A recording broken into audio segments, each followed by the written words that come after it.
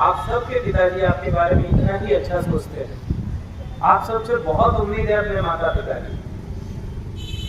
जरा हम थोड़ी देर आंख बंद करके अपने पिता के सुबह से लेकर शाम तक की थोड़ी सी कल्पना करेंगे तो समझ में आएगा कि अपने प्रति क्या क्या आशाएं अपने परिवार में लगाई है और हमारे पीछे वो क्या क्या कठिनाइयां झेल रहे हैं, किन किन परिस्थितियों से गुजर रहे हैं। और आपको पढ़ाने के लिए हम दबाव बनाते कि अभी कल ही यूनिफॉर्म आए, उनके पास पैसा हो कि नहीं हो वो कहीं से भी लेके आएंगे, लेकिन बेटे की यूनिफॉर्म जरूर दिलाएंगे कि मेरे बेटे को स्कूल से नहीं निकालते।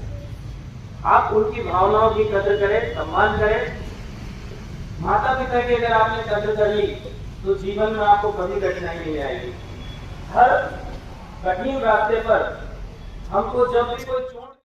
आदित्य शर्मा, कक्षा 11वीं गणित का छात्र। आज गुरु शिक्षक संवाद में गुरुओं के लिए कहना चाहता हूँ कि इस विद्यालय के प्रत्येक शिक्षक का व्यक्तित्व बहुत ही ऊंचा है। अन्य विद्यालयों में टीचर लेक्चर नहीं लेते, लेकिन हमारे यहाँ प्रतिदिन लेक्चर होते हैं।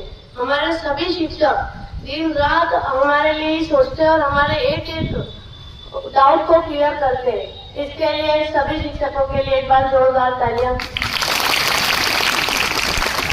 इस सबके साथ हमारे विद्यालय के प्राचार्य चौहान सर उन सबका मार्गदर्शन करते हैं, उन हमारे लीडर के रूप में कार्य करते हैं, क्योंकि जब तक लीडर श्रेष्ठ नहीं होता तब तक उनकी टीम अच्छी नहीं होती। इसलिए विद्यालय के प्राचार्य महोदय के लिए जोरदार तालियां।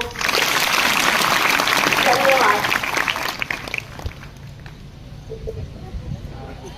देखो, आदित्य ने बड़े अच्छे से बात रखी कि सभी शिक्षक रात दिन हमारे बारे में सोचते हैं।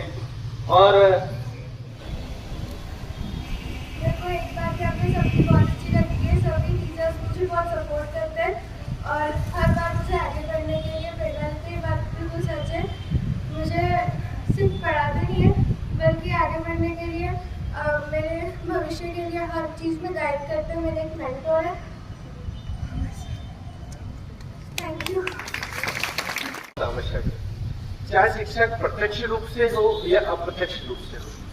प्रत्यक्ष रूप से का मतलब है कि सामने शिक्षक आपको सामने खड़े होकर पढ़ा रहा है और आप उससे ज्ञान दे रहे हो या सीख रहे हो। अप्रत्यक्ष रूप से है कि शिक्षक उपस्थित नहीं है लेकिन आप उसका उनके बारे में स्मरण करके अपने मन में उनको लेकर और कुछ सीख रहे हैं, तो वो अप्रत्यक्ष रूप से हो गया। क्योंकि आपने सुना होगा कि एकलव्य जो थे और गुरु द्रोणाचार्य की एक कहानी है कि जो एकलव्य थे गुरु द्रोणाचार्य के यहाँ आश्रम में वो सीखने नहीं जा पाए और उन्होंने द्रोणाचार्य की एक प्रतिमा बनाई और उसके सामने ही धनुष विद्या का प्रैक्टिस करी, अभ्यास किया और एक बहुत बड़े वो धनुषधारी बन गए थे। जबकि उनको प्रत्यक्ष द्रोणाचार्य से कोई प्रत्यक्ष ज्ञान नहीं मिला था।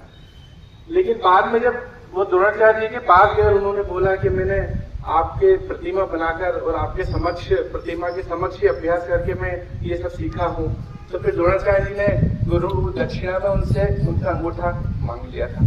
तो कहने का मतलब ये है कि अभी तो हम आपके सामने प्रत्यक्ष रूप से पढ़ाते हैं, आपको सिखाते हैं, लेकिन अप्रत्यक्ष रूप से भी हम गुरु की प्रतिमा और गुरु का स्मरण करके भी बहुत कुछ सीख सकते हैं।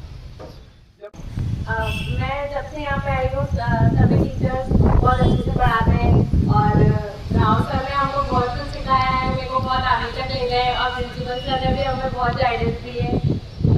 Thank you. मैं कशिश पाठक। मैं प्रिंसिपल सर के बारे में कहना चाहूँगी। वो मेरे बहुत अच्छे इंस्पिरेशन हैं। मतलब उनसे ये शिक्षा मिलती है मुझे कि मैं कहीं जाके बोलूँ और अपनी बात कहीं पे रखूँ। और अभी भी मैं यही सोच के आई हूँ कि मैंने इतना कुछ सीखा है तो कुछ तो बताना ही चाहिए। और राव सर भी मतलब मेरे बहुत अच्छे इंस्पिरेशन है। उन्होंने मुझे बहुत आगे तक ले जाने की कोशिश की है। मैंने पिछले साल बहुत अच्छी प्रतियोगिता में भाग लिया है और बहुत मतलब पुरस्कार भी लिए हैं और इन दोनों की वजह से ही ये सब सफल हो पाया है। इसके लिए मैं इन दोनों को धन्यवाद देती हूँ।